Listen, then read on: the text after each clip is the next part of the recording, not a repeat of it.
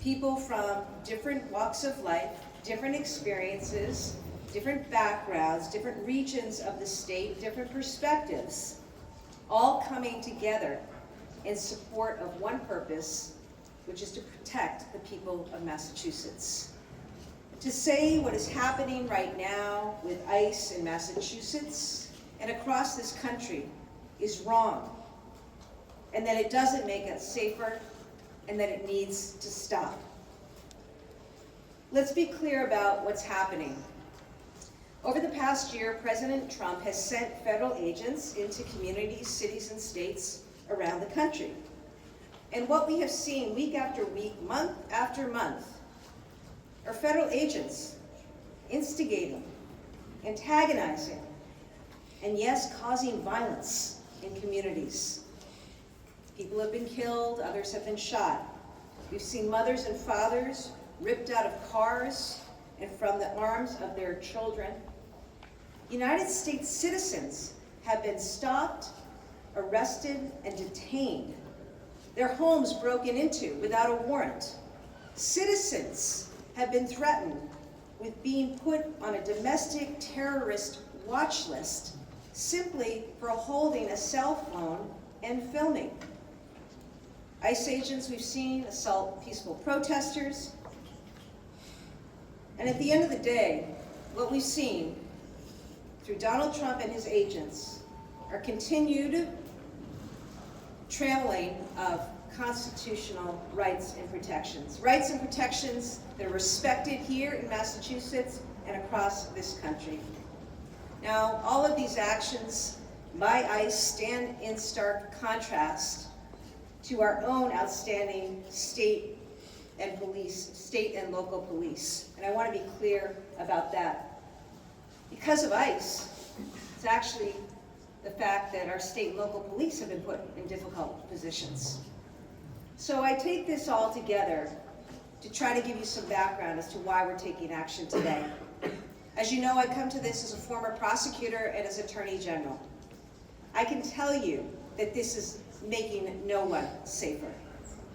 We have people right now in Massachusetts who are afraid to send their children to school or to daycare, people afraid to go to church and worship, people afraid to go to the doctors for appointments or take their kids to the pediatrician's office, people afraid to go to court, to testify as victims and witnesses. This is all making us less safe. And as governor, I have a responsibility to protect the people of Massachusetts. Today, I'm filing legislation to keep ICE out of our schools, daycares, other child care centers, churches, hospitals, health clinics, and our courthouses. These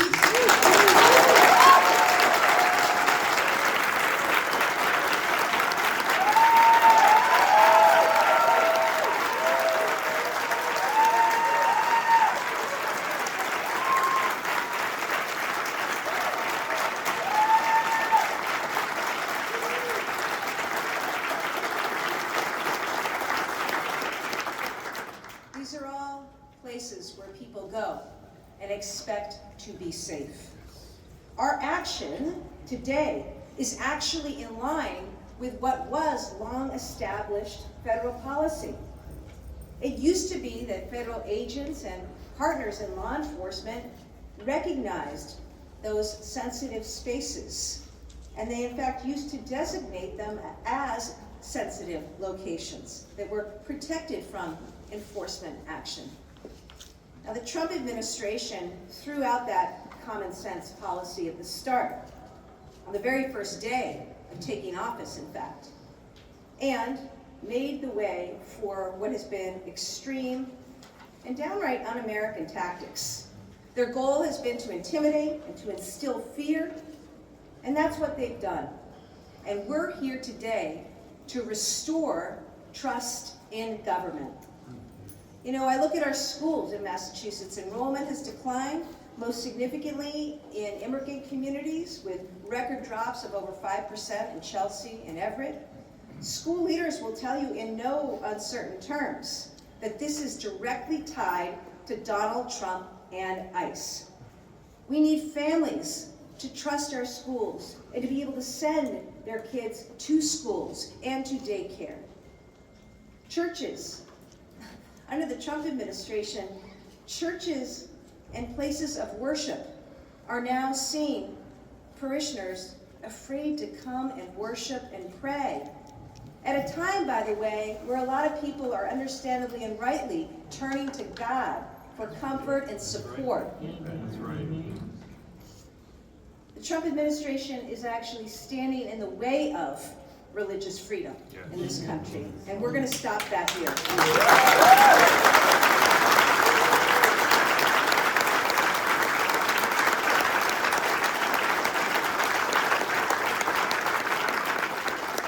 going to stop that in our houses of worship, and we're going to stop that in our schools, because families need to trust that schools are safe for their kids.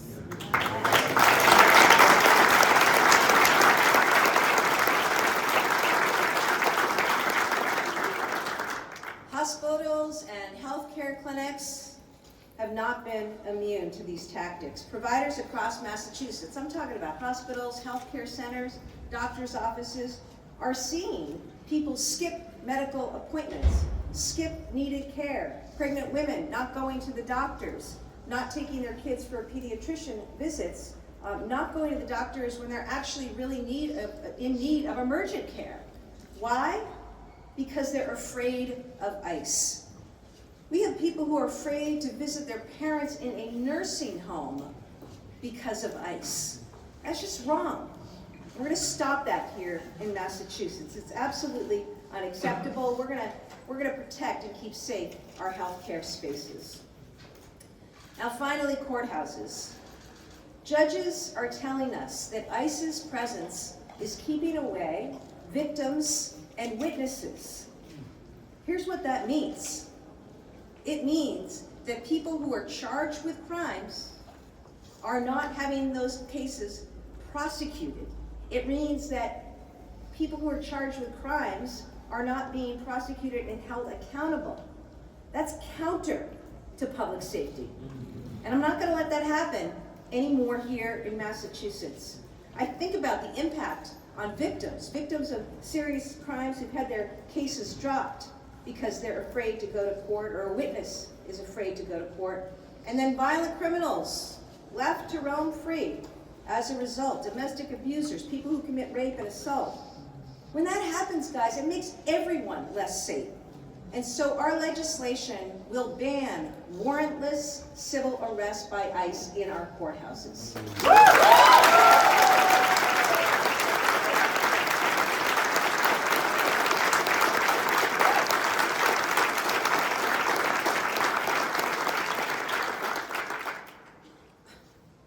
Our legislation will also make it unlawful for another state to send their National Guard into Massachusetts without the permission of this government.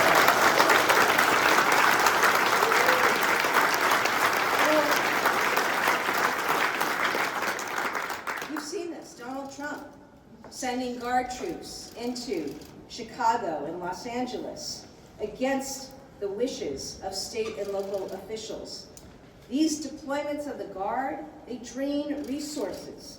They take members of the Guard away from their important duties, both their day jobs and their need to be ready for actual emergencies and disasters and needs in their state.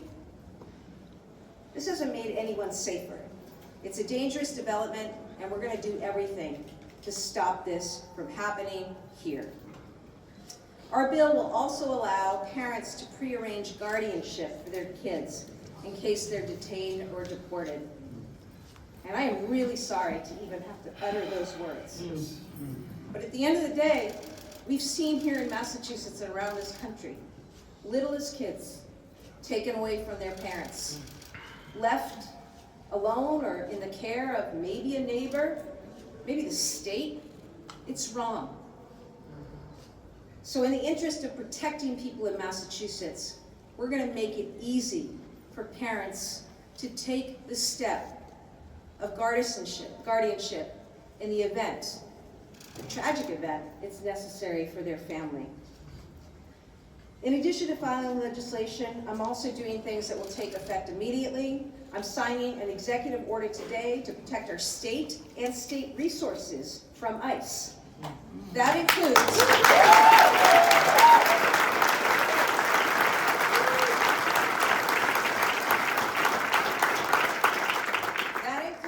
prohibiting ICE from making civil arrests in non-public spaces of state buildings. We're not allowing ICE into these spaces.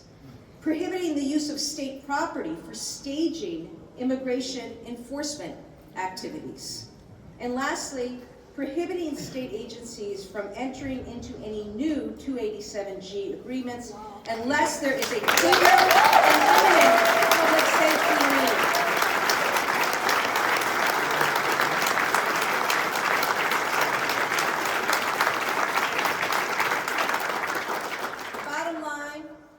That Massachusetts is safer when residents can trust their government when they go to report crimes or get services.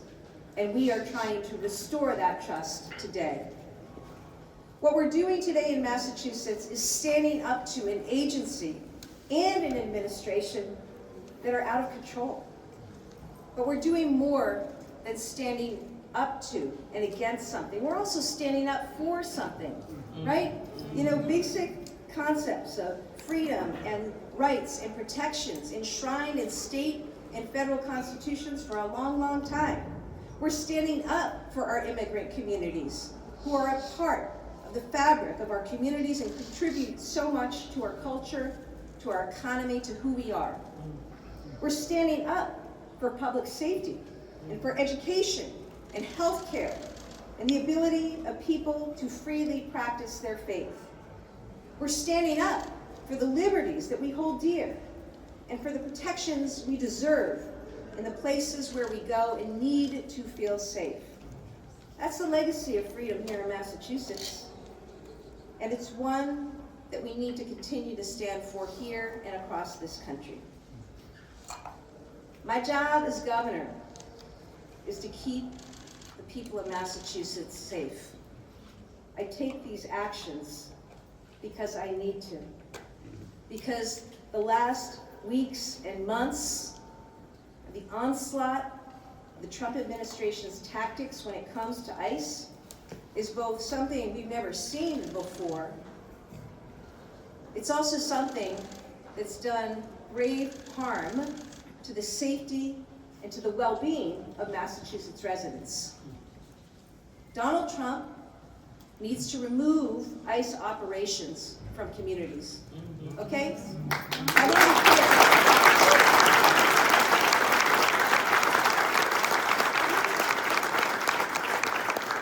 to be clear, okay? I think I have my bona fides as somebody who went after some pretty bad guys, okay? ICE is supposed to be doing its job, protecting our borders, right? They have a job, which I support that mission. But that's not what they're engaged in right now. So I say Donald Trump needs to bring everybody home, bring them out of these communities, right, until they fix that agency. Yeah. And they stop the lawlessness, the chaos that we're seeing and people being shot on our streets. You know, I woke up this morning, I saw a post. 90 miles up the road in Portland, Maine, an ICE agent taunting a woman who was simply there filming with a cell phone, telling her he was taking her picture, took a picture of her license plate, took a picture of her, and she was going to go on the domestic terror watch list for exercising First Amendment rights. Are you kidding me?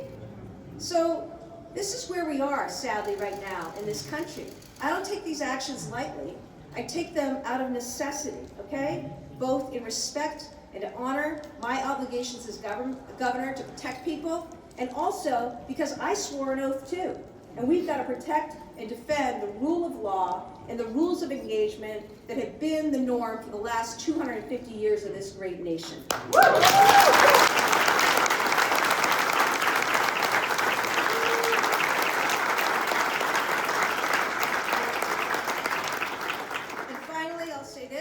It's not not just about changing people out, though I've called for Kristi Noem to go. She had no business being there in the first place. Rick Covino to go. Okay, that's not going to fix this. Donald Trump needs to take action himself to change what ICE is about and what they are doing. And if Donald Trump, in this moment, when so many people are feeling a trauma and an antagonism and a fear and an anxiety, and no, this isn't right. If he doesn't act, then Congress needs to act and step in now and fix this. In the meantime, we're going to do all we can to keep the Massachusetts. Thank you, and I'd now like to invite Senate President Spilka to the podium.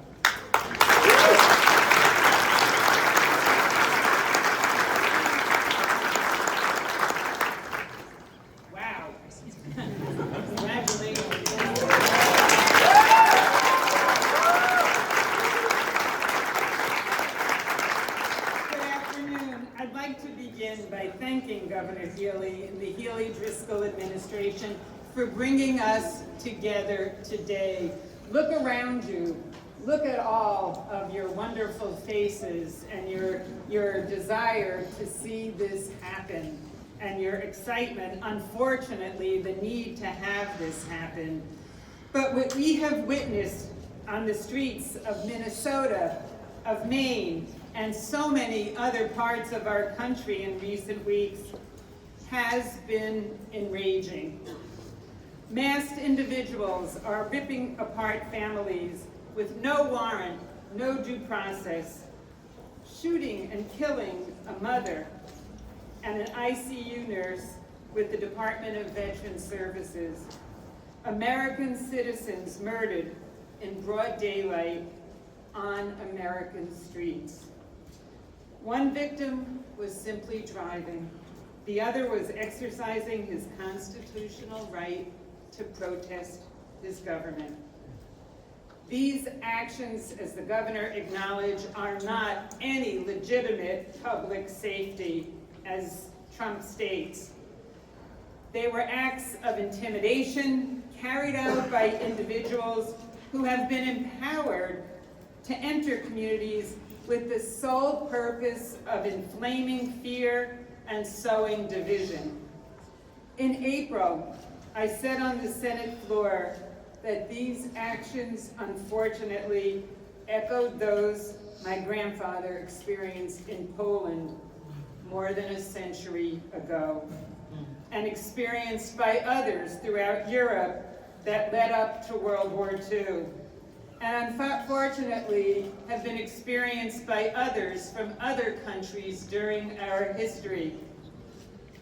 Since April, the Senate has acted. We funded immigrant legal defense, banned the impersonation of federal offices, passed a comprehensive data privacy bill to protect our residents from surveillance, and taken additional steps to help our communities. We in the Senate, working with our partners in the House and the administration, have spent endless hours speaking with constituents, advocates, and experts to identify and prioritize proposals that will truly protect people here in Massachusetts. And we have been closely collaborating with the administration, our Attorney General, and our colleagues in the House. I want to applaud Chair Friedman and our colleagues in the Steering and Policy Committee who are leading the Senate's Response 2025 initiative, along with Senators Comerford, Cream, Brownsberger, and Payano. Our Judiciary Chair, Senator Edwards, Public Safety Chair Cronin, Assistant Majority Leader DiDomenico, as well as the tireless efforts of Senators Gomez, Payano, Miranda, and Edwards. Earlier this week, we listened to the words of Magna Bader, a Holocaust survivor. The parallels between what her family experienced and what is happening to some of our families right now are chilling. And that word doesn't even capture it. Massachusetts must continue to act. Massachusetts will continue to act. Governor, I know we've had many conversations about this, and I welcome your partnership, your administration's partnership, and I want to go on record that the Massachusetts Senate stands firmly with you in these efforts. We are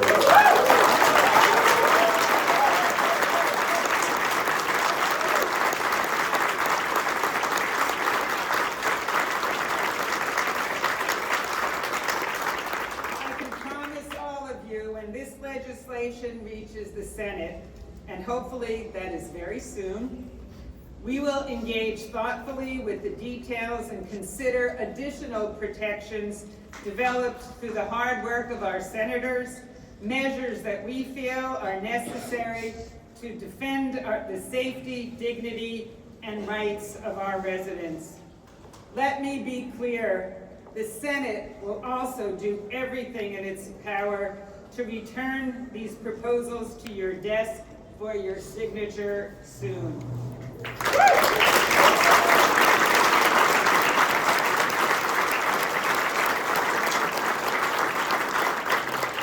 Massachusetts is the birthplace of American democracy. Right now, that democracy feels fragile. We will not let it die on our watch.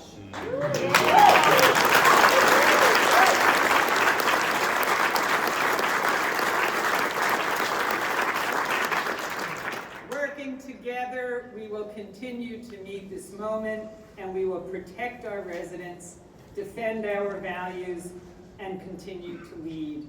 Thank you.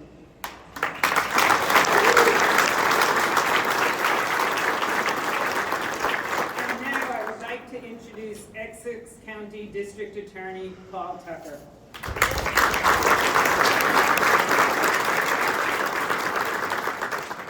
Thank you, President Spoka. And thank you, Governor Healey and Lieutenant Governor Driscoll. Thank you for your partnership and always keeping public safety across the Commonwealth as one of your top priorities. We're grateful. I'm here with some of my colleagues today, D.A. Hayden, D.A. Sullivan, D.A. Ryan, to give you an on-the-ground perspective as to what's happening with these ICE operations in our courts across the Commonwealth. These operations diminish access to justice, which diminishes public safety. Defendants have a right to due process. Witnesses have a right to offer testimony, and victims have a right to their day in court and be heard. The governor mentioned victims of domestic violence. I will add victims of sexual assault. We have seen so many of these people who are simply looking for their day in court that are afraid to come. We see members of our staffs every day trying to talk to these folks to rebuild some of the trust that has been broken. We work very hard, as do municipal and state police officers across the Commonwealth, to build trust, and some of these operations have broken that trust.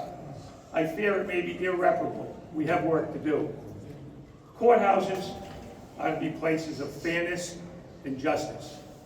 With these ICE operations, it has done nothing but instill a climate of fear. Public safety is enhanced by a strong, independent judiciary and a place, a venue, where people can go safely and be heard. The governor's actions today will help to relieve that fear and enhance public safety. I found a quote from a very influential federal court judge, Judge Rakoff from the Southern District of New York, a federal district court judge.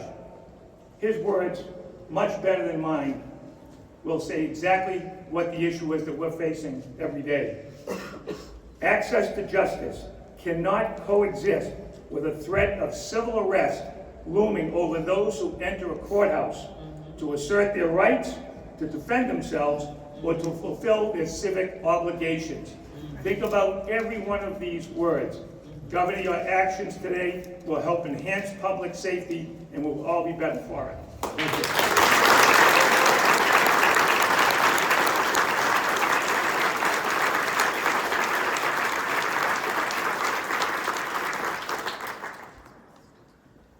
I am Cristiano Barbosa, Auxiliary Bishop and Assisting the Archbishop Richard Henning, here in the Archdiocese of Boston.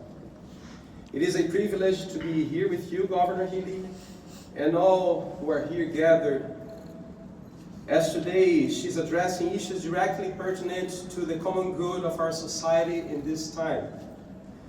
As a bishop, I focus here on the legal re-establishment of protection for sensitive locations, insulating them from civil arrest. These sensitive places, including educational, healthcare, and religious institutions, provide safe spaces in our country today. Safe spaces guarantee to all those present in our land the right to receive education, health, and religious assistance in safety and stability.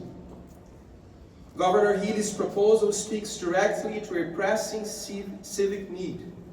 Our society today is on edge in multiple ways, more so than we are accustomed to in this richly diverse land.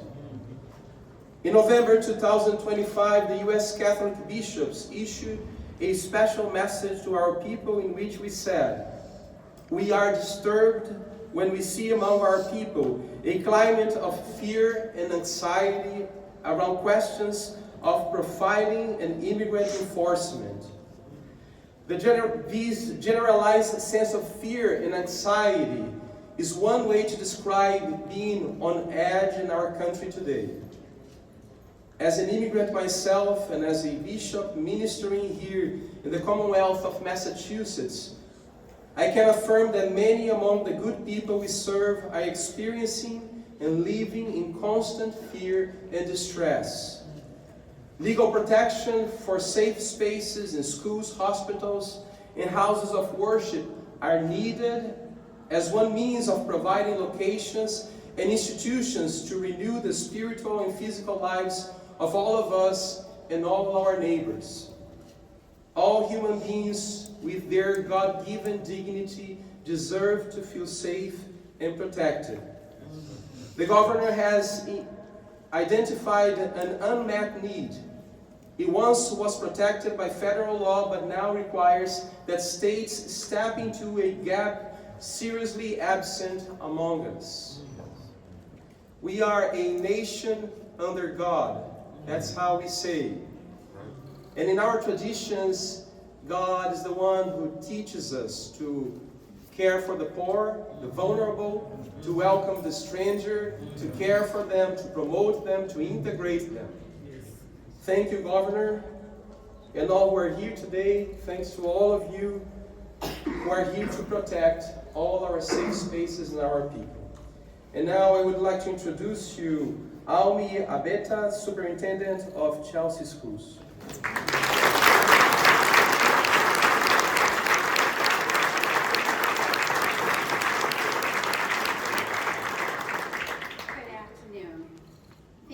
Governor Healey and her administration for allowing me to share today. On the morning of January 22nd, almost a year ago, 2025, just 2 days after President Trump's inauguration, rumors began circulating in Chelsea about a local action by Immigration and Customs Enforcement agents. Federal agents took one person into custody in Chelsea. Fears about possible deportation rapidly spread through Chelsea's largely immigrant community. Many frightened parents decided not to send their children to school. That day, out of the 6,130 students in Chelsea, 1,031 were absent, 16.7%. The next day, the number dropped to 827 absent, 13%. Almost a year later, fears of ICE action continue in Chelsea and have spread through other Massachusetts cities and towns. Education has always been the great equalizer for our country. Our children deserve the opportunity to learn, regardless of their citizenship. That is a fundamental right, and it is under threat. In these uncertain times, we must hold tight to the core value of education. My father's family immigrated to the United States from Mexico in 1955. He often shares the story of coming to this country at the age of 12, learning English in school, and eventually graduating from high school. Due to financial constraints, his father was a migrant farm worker and later in life a custodian at a school in Laredo, Texas. My father couldn't afford college, but he joined the Air Force, where he served this country for 22 years. He earned a college degree. I was raised to believe that education is the key to success, and I hold that belief deeply, especially for my students in Chelsea. This is what drives my work. It's personal.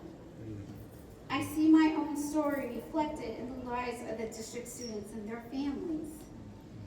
Every parent dreams of a better future for their child. That's why so many of them came to this country. And every child has the right to attend school. State and federal laws guarantee that all students have the right to attend public school and receive equitable educational services.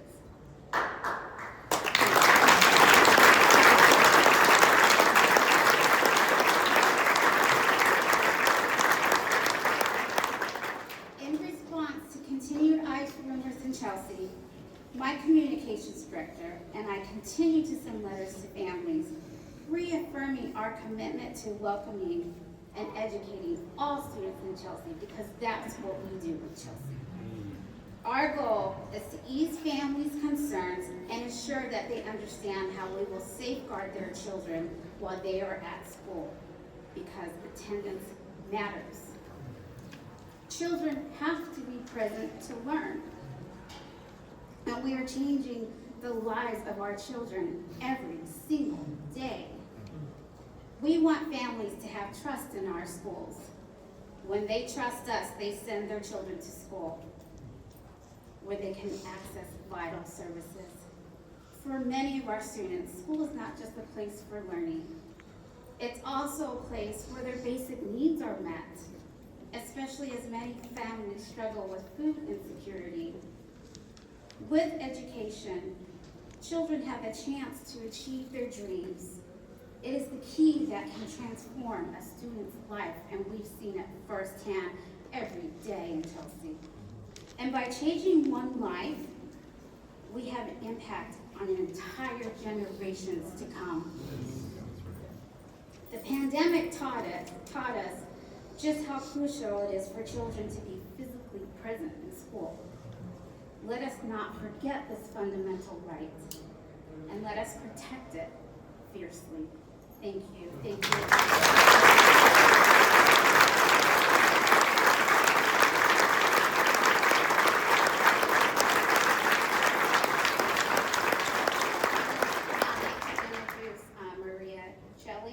CEO of Brutality Neighborhood Health Center.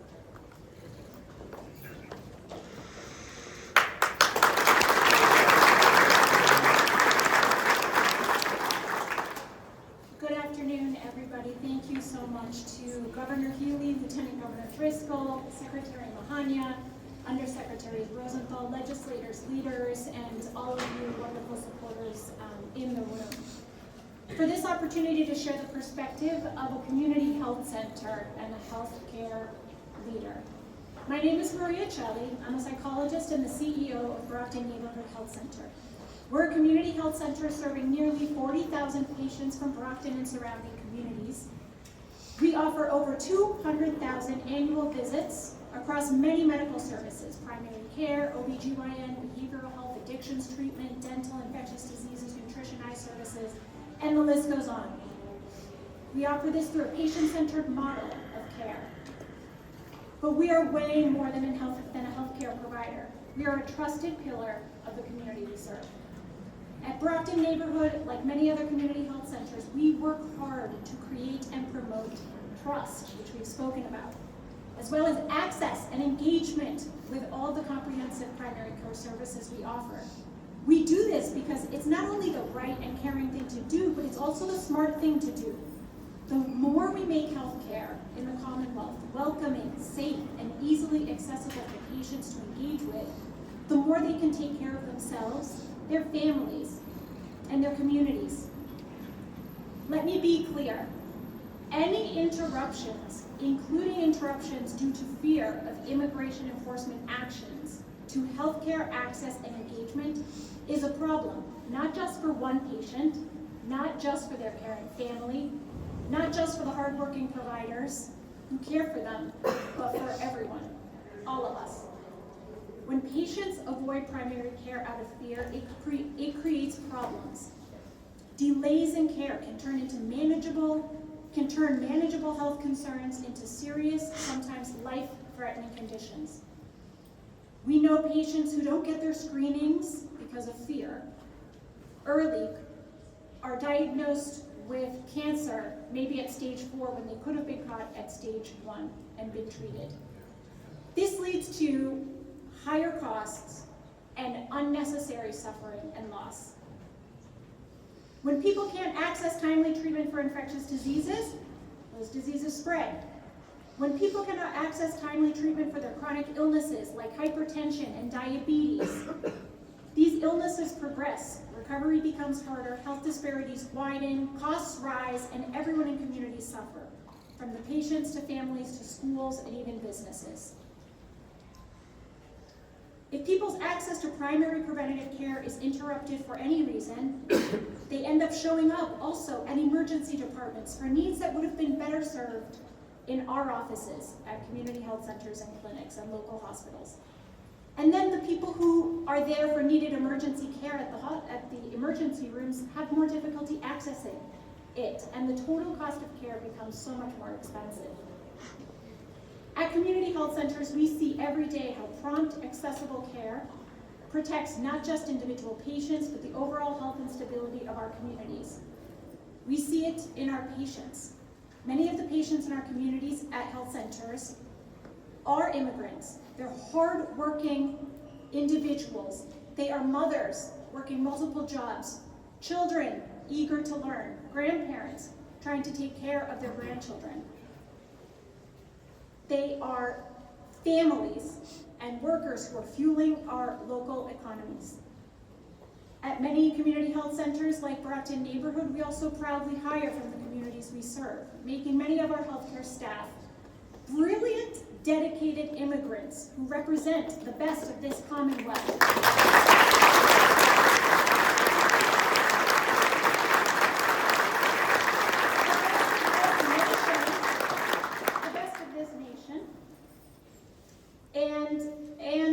And the best of the world.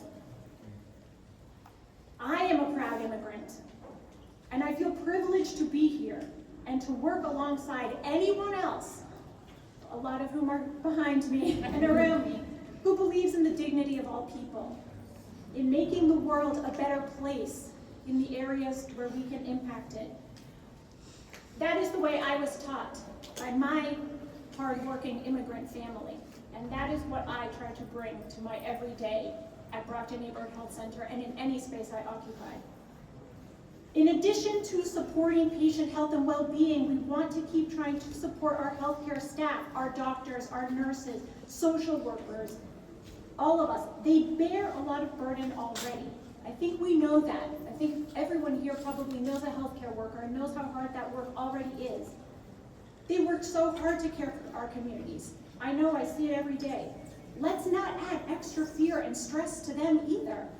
I think we can all agree that we want to keep moving towards reducing their stress, not exacerbating. Okay?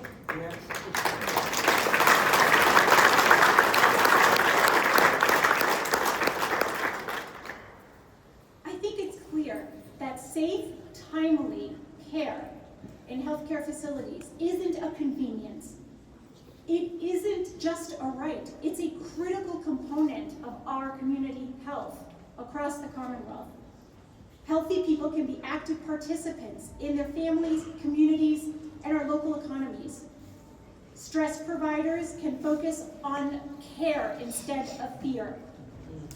And all legislation that supports, protects, and promotes this critical healthcare access and engagement and the amazing workforce that provides it is a policy worth celebrating. On behalf of patients, providers, community health centers, other healthcare entities, and the whole Commonwealth, I would like to say thank you.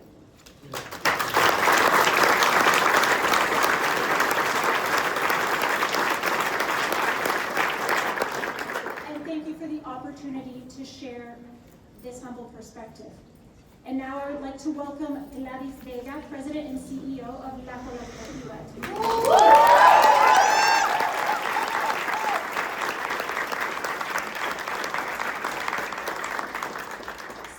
Good afternoon. I stand here with lots of emotion. Gobernadora, gracias, gracias, gracias. It was about time that we hear good news right in the state of Massachusetts.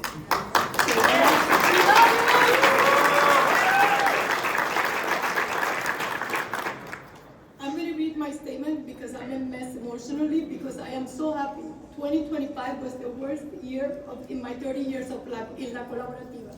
But today is a celebratory day, so if you hear me cry, it's my happy tears, okay? It is with deep pride and gratitude that I stand here today alongside nuestra gobernadora, un orgullo para nosotros. Last year was a very painful year for our community and the Commonwealth families, our neighbors, our friends. La gente trabajadora had their life disrupted by the president of ICE in our communities. Workers on the work and their way to work, families going to church, their car windows smashed. All these stories are incredible in the city of Chelsea. The fact that when you mentioned that ICE agents are not going to be able to stage, in Chelsea they staged right across the Williams School in the DOR building. I mean, the Department of Revenue building, that's where they gather for their operations. So that means that I'm not going to see them there again. That is incredible.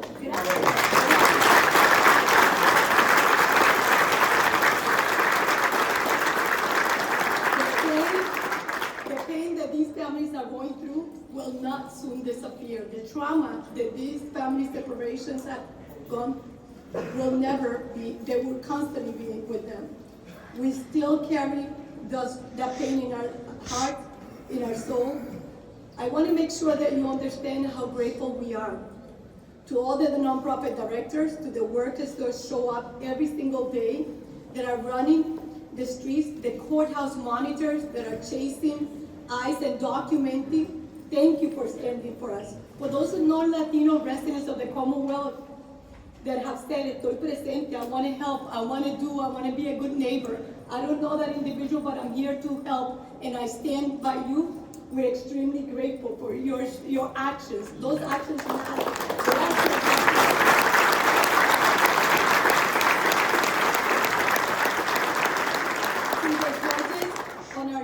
And our state attorneys are police officers who have witnessed force use far beyond anything they were ever trained to do or accept.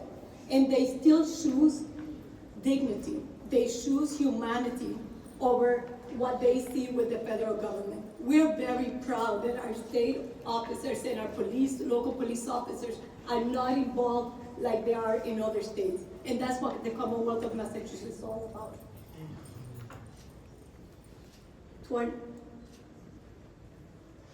I have to be very clear that not everyone is a criminal, and everyone in our community works very hard to make it. That is why these protections that are announced today by Governor Healey mean so much to me, to my community, and to the people that I serve every day. People come to us with a simple question. Gladys, ¿cuándo volveremos a vivir sin miedo? Gladys, when can we begin to live without fear? Fear for sending their children to school, fear for going to doctors, fear for simply living or loving their families and raising their children in a state that they call mi hogar, mi casa, in a state that they call home. These protections help us navigate the realities of living in Massachusetts. But more than that, it gives us hope. ¿Tú te imaginas? The year that we have had, and now we're taking this action, this is huge for the state of Massachusetts. Mil gracias.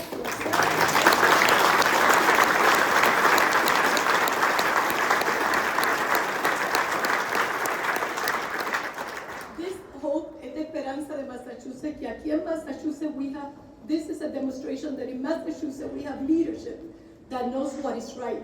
Leadership that understands our communities deserve dignity, safety, and respect. Leadership that says clearly without an apology, ya basta, enough is enough. Thank you for standing with our community when it matters the most. Gracias por caminar con nosotros. And now it is my honor to invite back our dear Governor, Healey.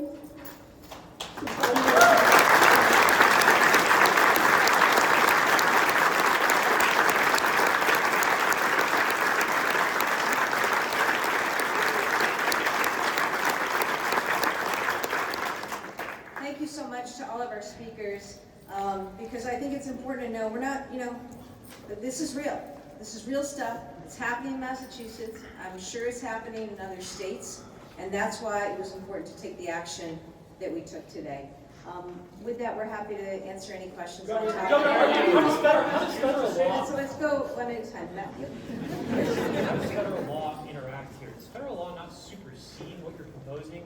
I'm just thinking of a situation where maybe an ICE agent comes to the State House, for instance, to one of the private offices. What would happen? Would a state police trooper get in the way? I mean, how does this actually play out in real time? Look, I'd ask for a warrant, look, what's happened here is ICE is acting in ways that ICE has never acted before. And in acting in ways that at times have been violent, that have been antagonistic, certainly unlawful and unconstitutional. So, look, my hope today, Chris, is that in signing this executive order, we make clear here in the state, we have sensitive areas. We expect the federal government, Donald Trump, Kristi Noem, and ICE agents to respect our sensitive areas. Now, if the response back is we got to go get the bad guys, well, I've said from the beginning, we're all for that. We all join in wanting to support efforts to remove from our communities those who engage in violence and do harm. And also go back and look, media, right? You can count up a number of folks who've been detained, been arrested, right? Some totally mistakenly, U.S. citizens, people with legal papers, people pulled over just based on the color of their skin. Now that's a rule that ICE has. Our federal government, you can pull somebody over based on the color of their skin. And 2-year-olds getting detained, right? So, I take these actions because we need to take these actions. It does not prevent ICE from engaging in proper public safety mission and law enforcement, okay?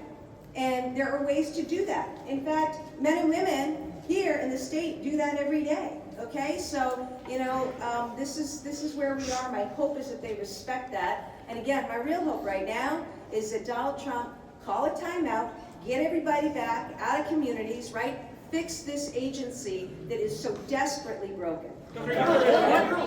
What mechanisms will the state be putting in place if ICE officers do decide to just bust into a church, do decide to just bust into a hospital, or use state property to stage?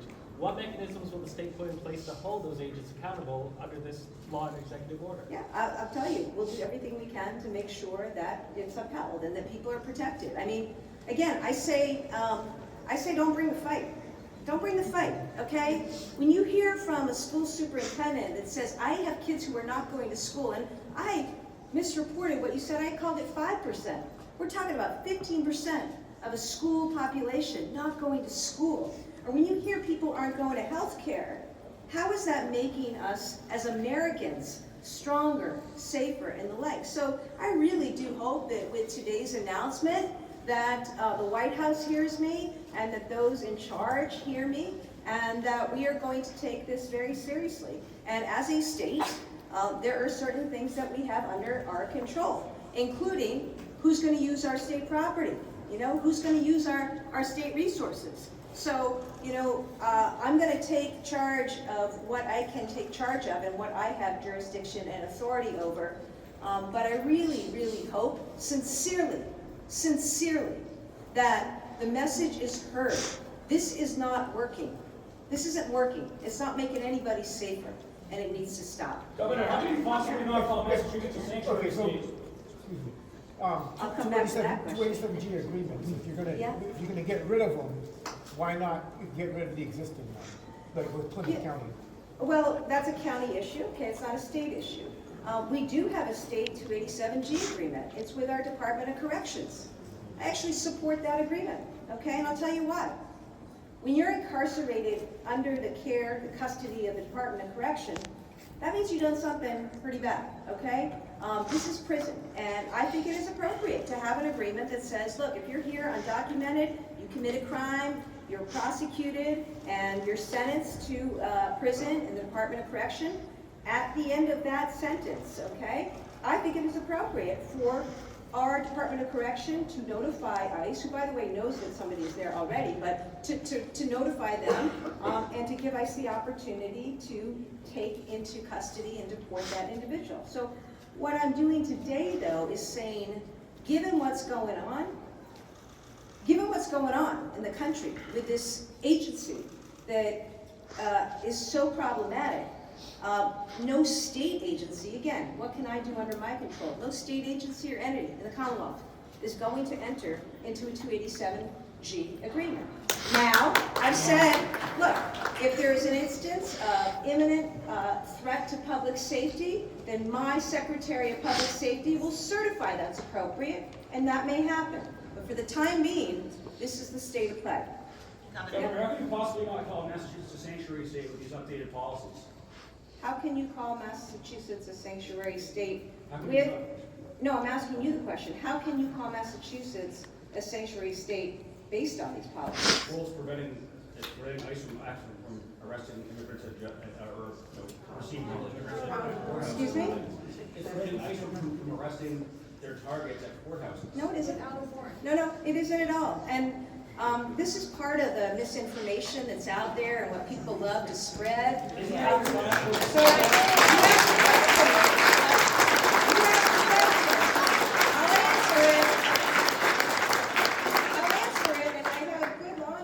Here with some serious bona fides.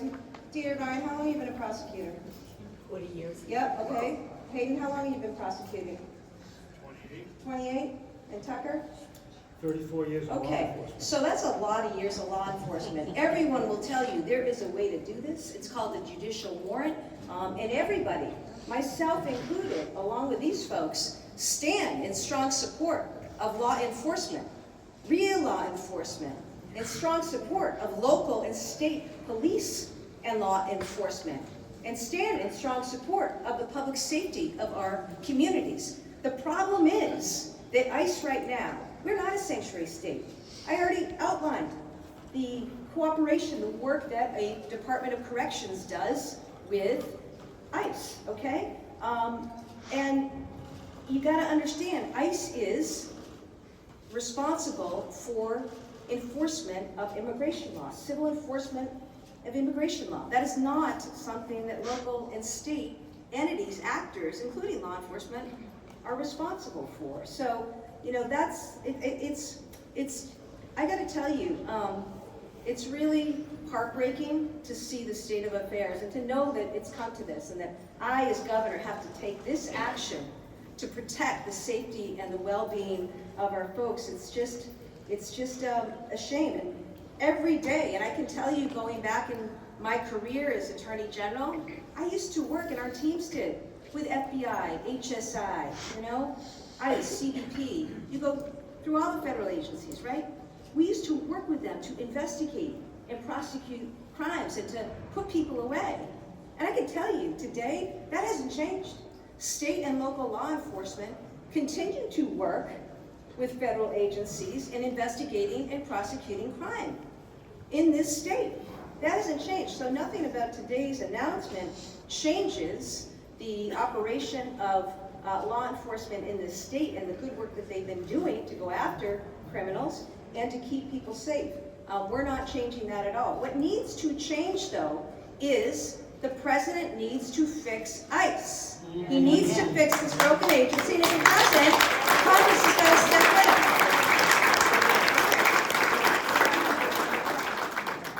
Really off topic. I want to ask about 3 days after the snowstorm, MBTA, some people wondering, waiting 30 minutes in the cold. Why is it still happening? Is it infrastructure, and when will things improve? you know, I'd ask for a little grace here on the T. We had a lot of snow. I know I was shoveling quite a bit. We had a lot of snow. It was on the tracks, right? It takes time to clear that. The teams worked really hard and as quickly as they could, and I know we're interested in getting people back using those services as quickly as they could. And I think you should check back with GMA about the actual statistics. I'm about when things were delayed and the like, but you know, I never want to see delays, but we had a pretty big storm. In fact, it was the biggest storm I think that we've seen in 4 years.